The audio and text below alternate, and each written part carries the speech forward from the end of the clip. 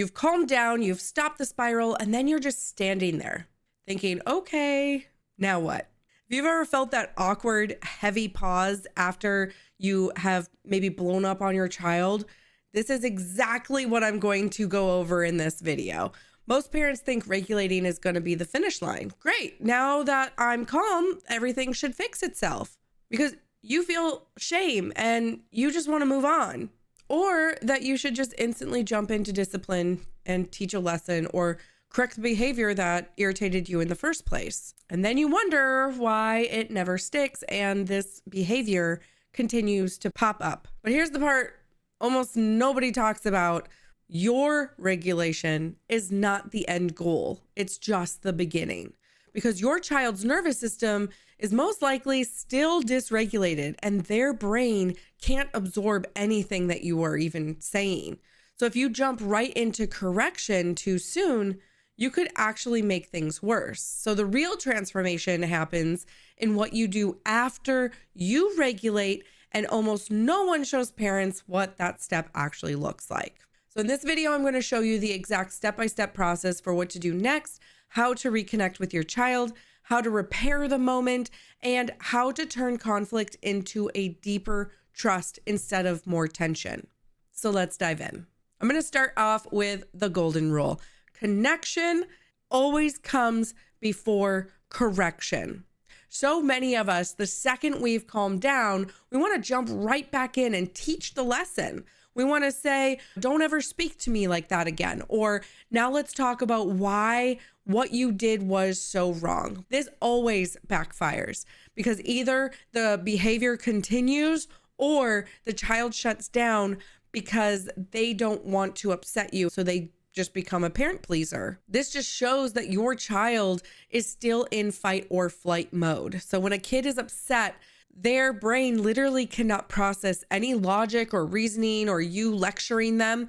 Trying to discipline them in this state is like trying to pour water into a cup that's already overflowing. It's just not going to go in. And then it just makes a bigger mess. So the first job isn't to correct the behavior. It's to help your child feel safe again. And this is called co-regulation, which you've probably heard that before. And it's basically you lending your nervous system, your calm to your child so that they can find their own. So what does this actually look like? It's way simpler than you think. You just need to signal safety. What I would recommend is you get physically on their level so that you can kneel or sit down. Children literally do what you do. So if you want them to do something different, you have to do something different. Try for some gentle eye contact. This is going to send a clear nonverbal message that I'm with you, not against you. I really look into my son's eyes if I can. If he's like flailing around and still dysregulated, obviously that's a different story. However, if you are able to make eye contact, do so. And then next, offer some safe, gentle touch. Okay, so a hand on their shoulder, holding their hand, or offering a hug can release oxytocin. And this is going to be the neurochemical that helps them actually calm down. This is where the co-regulation comes in. Just before this, I was listening to a reel from the Considerate Mama. Her name's Rachel. She is incredible. But she was sharing that her father, after I believe 30 some years, was sharing with her that he was sorry for how he parented her. And she said holding space. So if you've ever heard this and never really understood what holding space actually means, that's what I'm talking about right here. This is just you being there in that space, even though it's uncomfortable, because that is you just needing to tap into your own nervous system because nobody sat with you before to help you regulate. So there is a lot of regulation going on actively and intentionally during this process. Of course, always read your child's cues. Then you're going to use your words to validate what they are experiencing without judgment. This is where so many of us trip up because we want to explain why we were right, or your child falls even though you said get off the couch and you say, see, you deserved it. That invalidates that they just got injured, even if they were at fault. That is not what this moment is for. Instead, just name the emotion that you see. You can say things like, wow, that was a big moment. We both had some really big feelings. One that I use often with my son is, you're safe. I'm right here. Let me know when you're ready to talk or when you would like a hug. And I just leave it because he doesn't like me coming in and immediately trying to fix or coddle him or correct whatever it is. Another really good one is, it looks like you're still really upset right now. So let me know when you are ready to talk. So those phrases aren't going to excuse the actual behavior. It didn't even address the behavior. It's just going to acknowledge the emotional reality of what happened, which makes your child feel seen and understood. After you validate their emotion, you can just pause and breathe. So again, like I said, your calm breathing can literally help pace theirs. You are wanting to show them how to regulate. That is co-regulation. You are going to literally show them how you breathe, which will also help you regulate. And by modeling it yourself, you provide a powerful anchor for their own dysregulated nervous system. This whole process of co-regulation isn't about giving in, okay? It's about guiding. We're not talking about permissive parenting. We are guiding them through our own actions. So it's about creating an emotional foundation that actually makes learning possible. And only after you've reestablished that feeling of safety can you even think about moving on to the next step. And before we get to the next step, if what we are talking about with overstimulation and responding and regulating and reacting is resonating with you, I created the Calm Code. It's going to be a step-by-step nervous system reset that you can use in the real moments when your body feels overwhelmed. So it's going to help you regulate in the moment using my Calm Code. It really takes the guesswork out of how to regulate when everything feels like way too much. And the link is going to be in the description below. Okay, so you've reconnected, you're both feeling calm. So now what do we do from here? Now comes the part that renowned psychologist Dr. Becky Kennedy calls the repair. My parent, I don't think, has ever repaired with me before in my 39 years. This is going to be where we actually address what happened, right? The behavior or the situation that sparked this overwhelm in the first place. So we're going to take responsibility for our part, and then we're going to gently correct our child's behavior. A lot of parents worry this is going to feel permissive, but true repair is the exact opposite. It's where you reinforce your leadership with respect, not fear. So a really effective repair has a few key ingredients. First, you're going to own your part of what happened without any blame or justification. You want to say, I'm sorry I yelled, but you weren't listening. That tiny word, but, completely cancels out the apology. So a true repair sounds different. It's going to sound something like, I'm sorry I raised my voice. My frustration got really big and I should have handled my feelings a lot better. And that wasn't okay. I always am like, that was not okay for mommy to yell at you. This is going to be simple, but it's you taking responsibility. And that is one of the most powerful things that you could ever model for your child. You are teaching them that everyone makes mistakes and that asking for forgiveness is actually a sign of strength, not weakness. Second, after you apologize, you are then going to validate their experience.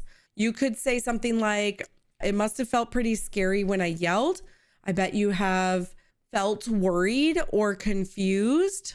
Then, and this is important, give them space to respond, okay? Ask, how did that feel for you?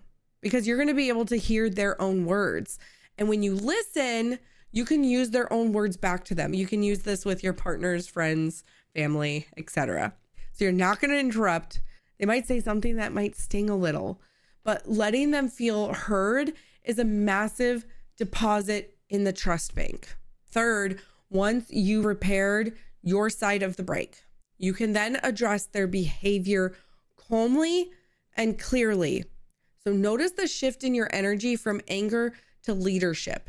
Instead of a harsh command, go clean up that mess right now, you can say, I didn't like that the toys were thrown and they still need to be cleaned up. Let's do it together. And this isn't permissive, it's collaborative. You're holding the boundary firmly, but with respect. You can also use this as a chance to problem solve for the future. You could ask, what could we do differently next time we start feeling this frustrated? This is bringing them into the solution finding process, which is going to build their skills and empower them. They're more likely to take on these actions because they were the ones who created them. The goal isn't to make them feel bad about what they did or didn't do. It's to teach them what to do instead. This is how they actually learn to manage their own big emotions over time. And if this conversation about overstimulation is hitting home, reminder, I created the Calm Code. It's going to be a simple nervous system reset that you can use in the moment to calm your body and then respond instead of react. Now, everything we've talked about so far is about repairing after conflict, but the long-term goal is to have fewer conflicts to begin with, right?